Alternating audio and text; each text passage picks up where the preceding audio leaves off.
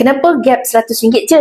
Sebenarnya dengan simpanan ataupun pelaburan lain sekalipun boleh bermula dengan serendah RM10. Sebenarnya Public Good ingin mendidik masyarakat seperti kita untuk menabung emas. Tetapi tabungan emas ini adalah tabungan duit lebihan, bukannya duit untuk kegunaan harian. Seperti mana yang kita sedia maklum, gaji minimum rakyat Malaysia adalah sekitar RM1,700.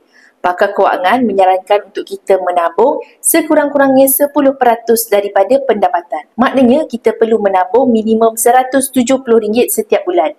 Jika tuan-puan tidak mampu menabung walaupun RM100, bermakna tuan-puan sebenarnya belum mampu untuk menjadi penyimpan emas. Besar kemungkinan tuan-puan akan rugi dalam simpanan emas kerana tuan-puan mungkin terpaksa jual balik emas simpanan yang kurang daripada 1 tahun. Tetapi jika tuan-puan mampu untuk menabung dan menyimpan, cuma duit simpanan tuan-puan mudah bocor sebab ada saja kehendak baru yang tuan-puan nak beli, tuan-puan boleh cuba bekukan simpanan tuan-puan dalam bentuk emas.